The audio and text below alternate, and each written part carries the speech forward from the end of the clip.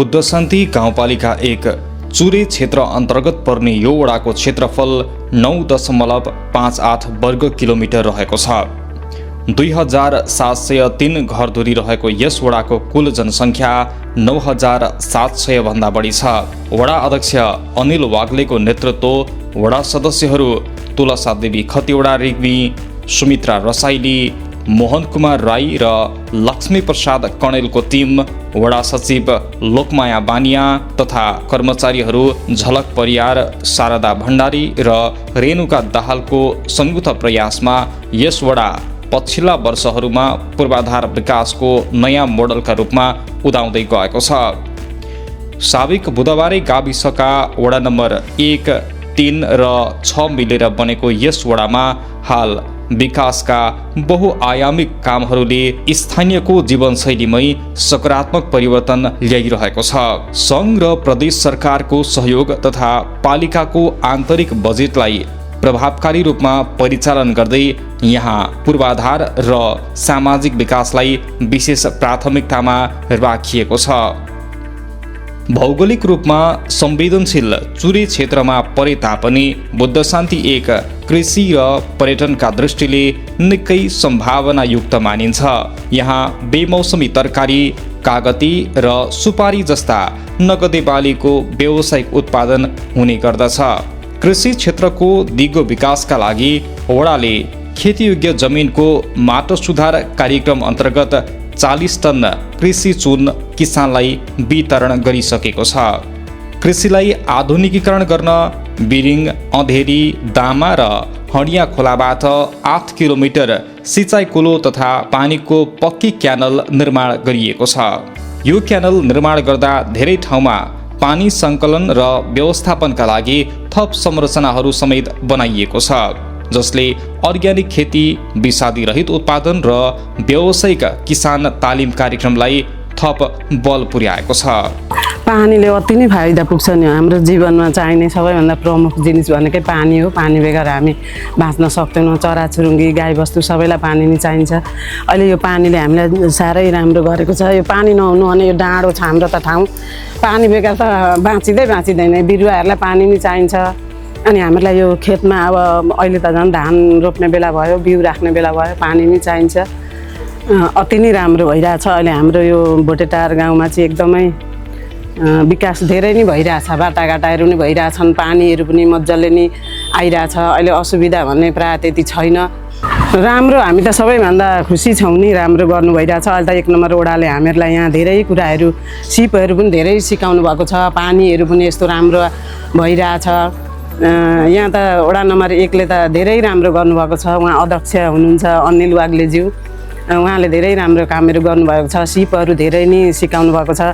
हामी किसानहरूलाई चाहिने ती जुन हलोहरू, कोदालोहरू, त्यो 1 चक्के गाडीहरू, गाईबस्तु पाल्नको लागि ती मिसिनहरू, घाँस काट्ने मिसिनहरू धेरै नै यहाँका जनताहरूलाई बाँड्नु भएको छ। राम्रो गरिरहनु भएको छ अहिलेसम्म। यी नहुँदा, यस्ता यी नालाहरू नहुँदा चाहिँ यहाँ समस्यै थिए। पानी राम्ररी आउन सक्दैन थियो, खोलाले लगै गर्थ्यो। अहिले राम्रोसँग तटबन्धन गरेर राम्ररी नै ल्याएको छ अहिलेसम्म। पानी आएपछि त उत्पादन त सबैभन्दा त चाहिने पानी नै हो। पानी आउँदा उत्पादन त राम्रोसँग हुन्छ नि। पानी बेगर त केही नै हुँदैन यहाँ। अनि पानी नै चाहिन्छ सबैभन्दा उत्पादन गर्नको लागि। मलाई मेरो विचारमा चाहिँ त्यस्तै लाग्छ। अब अरूलाई कस्तो लाग्छ अरूको त भन्न म सक्दिनँ। मेरो विचारमा चाहिँ एकै हो जस्तो लाग्छ। वडामा सडक पूर्वाधार विस्तारले उल्लेखनीय गति लिएको छ। मेची राजमार्गले पनि वडालाई छोएको तथा मदन भण्डारी राजमार्ग वडाको मध्य भागबाट गएको कारण आवागमन सहज बनेको छ। वर्तमान जनप्रतिनिधिको कार्यकालमा हालसम्म वडामा करिब 14 किलोमिटर सडक कालोपत्रे भइसकेको छ भने यस वर्ष मात्र 8 किलोमिटर सडक कालोपत्रे र पेबल्स लगाउने काम सम्पन्न भएको छ। सडक पूर्वाधारसँगै वडालाई उज्यालो बनाउन विद्युतीकरणमा विशेष कार्यक्रम सञ्चालन गरिएको छ। यस अन्तर्गत 4 वर्षको अवधिमा वडामा 5 वटा नयाँ ट्रान्सफर्मर जडान गरिनुका साथै 200 भन्दा बढी पोलहरूमा तार जडान गर्ने काम सम्पन्न भएको छ। स्थानीयको सहजता र शहरी सौन्दर्यका लागि वडाका विभिन्न 6 स्थानमा व्यवस्थित फलैँचाहरू समेत निर्माण गरिएका छन्। मैले कहिल्यै सोचेको थिएन यसरी पिच आउँछ भनेर। धुलो खाँदा खाँदा खाँदा हत्तु भयो। यहाँ कतिजना वडा अध्यक्ष बनिनु भयो। मैले त के भन्थेँ भने जसले मेरो घर अगाडि चाहिँ यो धुलो मारिदिन्छ, पिच ल्याउँछ, उहाँलाई नै म भोट दिन्छु भन्ने पनि लाग्थ्यो मलाई। म यो ठाउँमा आएको 26 वर्ष भयो विवाह भएर। अहिलेसम्म मैले सोचेको पनि थिएन। अरूलाई सोधो भने खालि पञ्चवर्षीय योजना भन्थ्यो। 26 वर्ष भयो आएको थिएन। यसपालि साह्रै खुसी छु। मेरो घर चाहिँ यता हो, पिच चाहिँ ठ्याक्कै घरको छेउमा पर्छ। 5 फुट पनि छैन, ठ्याक्कै रोडमै पर्छ मेरो घर। धेरै फाइदा भयो नि। अब यहाँ बाटामा घाँसहरू उम्रिन्थ्यो, झाडी हुन्थ्यो, अब त्यो पनि हटेर गयो। बाटो बनिएपछि, पिच भएपछि राम्रो धेरै थोकको सुविधा भयो नि। अब हामीलाई कालो पिच आउँदा सर जहाँ जानलाई पनि हामीलाई सुविधा भयो। एकदम खुसी लागेछ। यो पिच आएको चाहिँ साह्रै राम्रो लागेछ। हामीलाई धुलो पनि अब खानु पर्दैन। अलि रोगबाट पनि मुक्त हुन्छौँ कि भन्ने सोचेको छ। बर्खायामको बाढी र कटान रोक्न दामा, अँधेरी, बिरिङ र हडिया खोलामा करिब 4 kilometre check dam, big boulder र तटबन्ध निर्माण गरिएको छ। यो तटबन्धले स्थानीयको खेतबारी जोगाउने मात्र होइन, उक्त क्षेत्रलाई करिडोरका रूपमा विकास गरी सौन्दर्यकरण गर्ने योजना अगाडि बढाइएको छ। तटबन्ध निर्माण भएपछि पहिले जोखिममा रहेका व्यक्तिका जमिनहरू सुरक्षित मात्र भएका छैनन्, तिनको मूल्य समेत 3 गुणाले बढेको छ। अब यो तटबन्धले गर्दाखेरि अहिले चाहिँ यो बाँसगालीहरू भएको, यो हाम्रो गोपालसरहरू भएको जग्गा पनि मैले बेचेको। यो चाहिँ अहिले हाम्रो जोगिराखेको छ। होइन, यो त पहल चाहिँ वडाबाटै भएको हो। वडा अध्यक्ष हाम्रो अनिल वाग्ले हुँदाखेरि यो पहल भएर हामी सबैजना लागेर समिति नयाँ बनाएर अनि उहाँबाट माथिबाट बजेट ल्याएर यो वार्डले नि गरिदिएको काम हो गर्न चाहिँ। बुद्ध शान्ति एकले शैक्षिक र खेलकुदको क्षेत्रमा पनि फड्को मार्दैछ। युवाहरूलाई खेलकुदतर्फ आकर्षित गर्न भोटेटार खेल मैदानको निर्माण कार्य अगाडि बढाइएको छ। शिक्षा क्षेत्रमा सुधार ल्याउन वडाका 3वटै सामुदायिक विद्यालयका आधारभूत तहका 200 भन्दा बढी विद्यार्थीहरूलाई लक्षित गरी वार्षिक रूपमा 100 दिने क्लोज क्याम्प सञ्चालन गर्ने गरिएको छ। यो क्लोज क्याम्प मार्फत स्थानीय 9 जना जनशक्तिलाई वार्षिक 100 दिनको रोजगारी समेत सुनिश्चित गरिएको छ। क्लोज क्याम्प भनेको यसको मुख्य अर्थ चाहिँ के हो भने यस विद्यालयमा पढ्ने विद्यार्थीहरूको लागि जुन समय चाहिँ विद्यार्थीहरूले मोबाइल चलाएर बिताउने, बित्थामा फोकटियामा बिताउने समयहरूलाई चाहिँ एउटा हामीले ट्युसन जस्तो चलाएर विद्यार्थीहरूलाई चाहिँ उहाँहरूको गाउँमा, उहाँहरूको पाइक पर्ने गाउँमा टोलमा लगेर चाहिँ हामीले शिक्षा दिने गर्छौँ। उहाँहरूलाई ट्युसन जस्तो पढाउने गर्छौँ। त्यसैलाई हामी क्लोज क्याम्प भन्ने गरेका छौँ। कक्षा 3 देखि माथिका विद्यार्थीहरूलाई सहभागी गराउने गरेछौँ। यसमा त धेरै एकदम शिक्षा क्षेत्रमा त वडाले यस वडा नम्बर 1 मा अत्यधिक सहयोग गरेको छ। शिक्षा क्षेत्रमा अघि बढ्नुपर्छ भन्ने उद्देश्य राखेर एकदमै हामीसँग पोजिटिभ हुनुहुन्छ। उहाँको सहकार्यमा नै हामीले यस नमुना आधारभूत विद्यालयलाई हरेक क्षेत्रमा अगाडि बढाउन सफल भएका छौँ। पुस, माघ र फागुन 3 महिना सञ्चालन गर्ने गरेका छौँ। अभिभावकको यसमा एकदम राम्रो छ। यसबाट चाहिँ विद्यार्थीहरूको शैक्षिक गुणस्तरमा एकदम धेरै सुधार भएको महसुस गर्नुभएको छ उहाँहरूले पनि। अनि कस्तो हुन्छ भने कतिपय विद्यार्थीहरू चाहिँ विद्यालयमा आएर पढ्न नसक्ने अवस्था पनि हुनुहुन्छ। जस्तै टाढाका विद्यार्थीहरू बिहानको ट्युसन यहाँ विद्यालयमा आएर अनि घरमा गएर फेरि खाना खाएर आउनको लागि उहाँहरूलाई गाह्रो हुने अवस्था भएकोले गर्दा उहाँहरूकै क्षेत्रमै गएर टोलमै गएर यो पढाएकोले गर्दा अभिभावक एकदम सन्तुष्ट हुनुहुन्छ यसप्रति। क्लोज क्याम्प हुनुभन्दा अगाडिको समयमा भनेको चाहिँ विद्यार्थीहरूमा कस्तो थियो भने अब पढे पनि हुने नपढे पनि हुने भन्ने खालको एक खालको भावना अभिभावकलाई पनि मेरो नानीले पढोस् नपढोस् भन्ने खालको हुन्थ्यो भने यो क्लोज क्याम्प भए पछाडि चाहिँ अभिभावकले अनिवार्य क्लोज क्याम्पमा पठाउनै पर्ने। अनि अब हामीले पनि अलिकति तागेता गर्छौँ विद्यार्थीहरू क्लोज क्याम्पमा नआउने विद्यार्थीहरूको लागि घरमा पुगेर चाहिँ अभिभावकहरूसँग पनि छलफल गर्ने गरेका छौँ। त्यो भएकोले गर्दा अब विद्यार्थीहरू एकदम पढाइमा ध्यान दिने, मैले पढ्नुपर्ने रहेछ भन्ने वातावरण सिर्जना भएर गुणस्तरमा एकदमै राम्रो सुधार भएको छ। आधुनिक शिक्षाका साथै आफ्नो संस्कार र संस्कृतिको संरक्षणका लागि वडाका 2 स्थानमा गुरुकुलीय पाठशाला समेत सफलतापूर्वक सञ्चालन भइरहेका छन्। वडावासीको स्वास्थ्यलाई उच्च प्राथमिकतामा राख्दै विभिन्न समयमा सञ्चालन गरिएका स्वास्थ्य शिविरहरू मार्फत 2600 भन्दा बढी नागरिकको निशुल्क स्वास्थ्य जाँच गरिएको छ। यस्तै वडाले वार्षिक रूपमा 100 भन्दा बढी विपन्न तथा दीर्घरोगी नागरिकहरूका लागि स्वास्थ्य बिमा कार्यक्रम सञ्चालन गरिदिएको छ। युवा, महिला तथा शारीरिक रूपमा अशक्त भएका परिवारहरूलाई आत्मनिर्भर बनाउनका लागि लक्षित शिव विकास तालिम तथा प्रशिक्षण सञ्चालन गरिएको छ, जसबाट हालसम्म 550 जना भन्दा बढी स्थानीयवासी लाभान्वित भइसकेका छन्। वातावरणीय संरक्षण र स्वच्छ ऊर्जा प्रवर्धनका लागि वडाले 51 घरधुरीमा गोबर ग्यास जडान गर्नुका साथै 250 भन्दा बढी परिवारलाई इन्डक्सन चुलो वितरण गरेको छ। विपन्न परिवारलाई लक्षित गर्दै टिनको छाना फिर्ने कार्यक्रम अन्तर्गत करिब 1.5 दर्जन घर लाभान्वित भएका छन्, जसलाई आर्थिक वर्ष 2083-84 पनि निरन्तरता दिइनेछ। सुशासन र सेवा प्रवाहको कुरा गर्दा यो वडा अनुकरणीय बनेको छ। वडा कार्यालयमा आउने सेवाग्राहीलाई झन्झटमुक्त सेवा दिन निशुल्क नागरिक सहायता कक्ष सञ्चालन गरिएको छ। वडामा आवश्यक पर्ने निवेदन लेखन र फोटोकपी समेत वडा कार्यालयले निशुल्क गरिदिने व्यवस्था मिलाएको छ, जसले गर्दा स्थानीय नागरिकले वडाबाट पूर्ण अभिभावकत्व महसुस गरेका छन्। हामी अत्यन्तै हर्षित खुसी छौँ, किनभने अगाडि यस्तो ड्रेन बनिएको थिएन, पैनी नाला थिएन, हाम्रो कच्चा नालाहरू थियो। पानी आउँदा पनि बाढी आउने, एकदम फोहोर आउने, अनि हामी चाहिँ धेरै जति यहाँका किसान उपभोक्ताहरू चाहिँ यही पानीमा आश्रित भन्दा पनि हुन्छ। गाईबस्तुलाई खुवाउनदेखि लिएर कपडाहरू धुन अनि यस्तो घरसर सफाइ गर्न पनि हामी यो धेरै भरपुरमा यो पैनीको उपभोग गर्छौँ, यो पानीको हामी धेरै उपभोग गर्छौँ।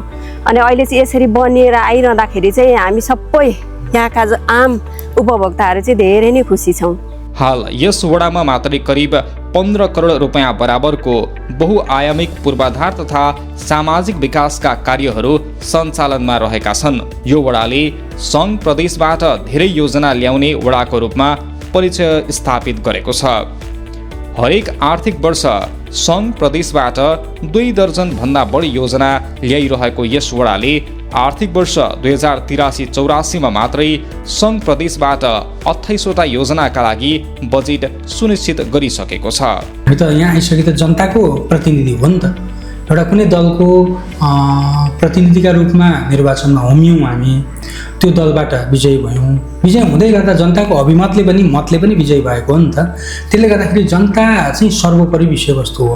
जनतालाई जहिले पनि महत्त्वमै राख्नुपर्छ, जनताका अपेक्षालाई हामीले सुन्नुपर्छ, पुरा गर्नुपर्छ र जनतालाई हामीले साझा भएको अनुभूति दिनुपर्छ।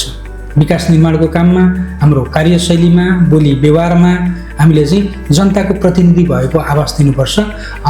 र मैले चाहिँ तपाईँहरूलाई भन्नै पर्छ, हामी जनप्रतिनिधि 5 जना जनप्रतिनिधिले जनतालाई महत्त्वमा राखेका छौँ। पहिलो चाहिँ प्रायोरिटीमा जनता आउनुहुन्छ, त्यस पछाडि मात्रै अरू हामी हौँ। त्यसले गर्दा जनताको पक्षमा हामी काम गरिरहेका छौँ। यो दल त्यो दल भनेर हामीले कसैलाई वर्गीकरण गरेका छैनौँ र कसैले पनि कुनै पनि जनप्रतिनिधि पनि त्यो काम गर्नु हुँदैन। हामी जनताको मान्छे हौँ, जनताकै सेवा गरेर काम गर्नुपर्छ।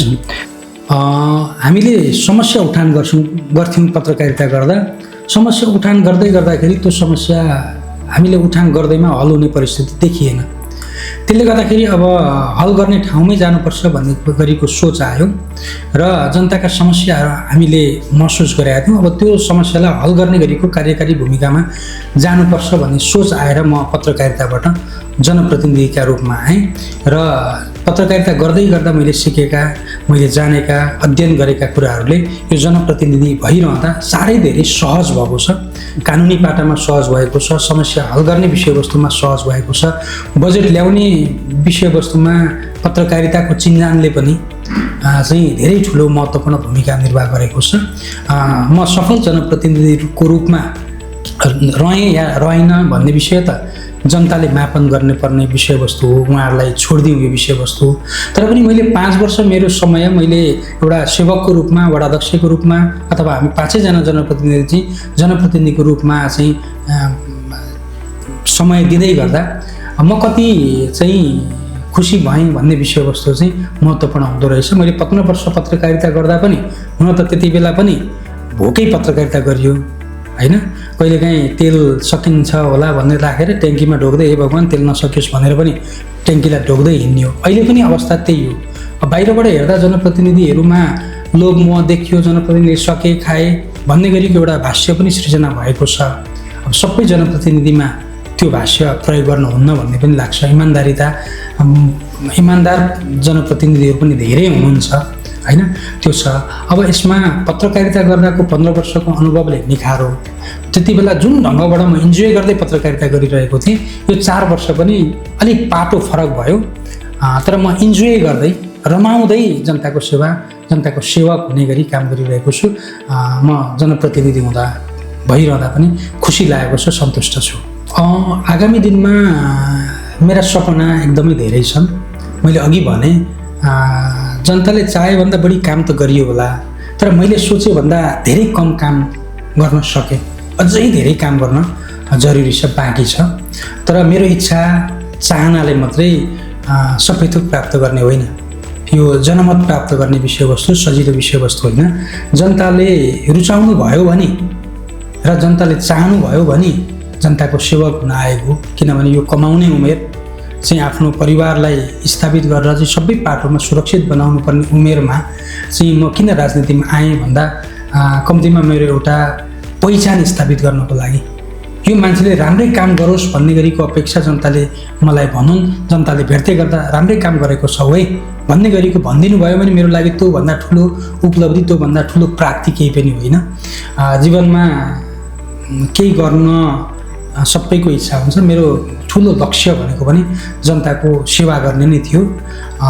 फेरिको अवस्थामा जनताले रुचाउनु भयो, परिस्थितिले फेरि माग गरौँ भने चाहिँ मेरो इच्छा लागेको विषयवस्तु र बढी मैले गर्न सक्छु त यहीँबाट गर्न सक्छु, त्यो मेरो भित्री भावनाको विषयवस्तु भएको कारणले चाहिँ रुचाइएको अवस्थामा, मागिएको अवस्थामा, जस्तो सुकै परिस्थितिमा पनि जनतासँगै रहेर जनताको आवाज बनेर जनताको भावनाको कदर गर्दै जनताले दिनुभएको अभिभारलाई स्वीकार गर्ने गरी अघि बढ्छु।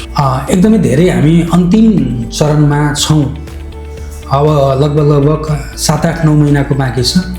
यो बिचमा तपाईँहरूलाई आवश्यक परेका विषयवस्तु, तपाईँहरूका समस्याहरूलाई सकेसम्म सम्बोधन गर्ने गरी हामी लागिरहेका छौँ। यहाँहरूले बुझ्नुहुनेछ, सीमित स्रोतले असीमित आवश्यकता पुरा गर्नुपर्ने बाध्यता जनताहरूले पनि महसुस गर्नुभएको छ भन्ने लाग्छ। हिजो म जनप्रतिनिधि हुनुभन्दा अगाडिका मेरा व्यवहार, जनप्रतिनिधि भइकनका व्यवहारमा मैले कुनै जनतासँग फेरबदल गरेको अवस्था पनि छैन। धेरै काम भए भन्ने गरीका बाहिरी कुराहरू आएका छन्, जनताहरूबाट पनि आएका छन्। तपाईँहरूले राम्रै काम गर्नुभएको छ भन्ने गरीका चाहिँ खुसी व्यक्त गर्ने कुराहरू पनि आएका छन्। सँगसँगै केही सजिला अप्ठ्याराहरू पनि आएका छन्। यो चाहिँ कानुनको परिपालन गर्ने र कानुनलाई टेकेर अघि बढ्नुपर्ने पद भएको कारणले कतिपय कानुनी अडचनका कारण धेरै जनताको काम गर्न सकिन होला।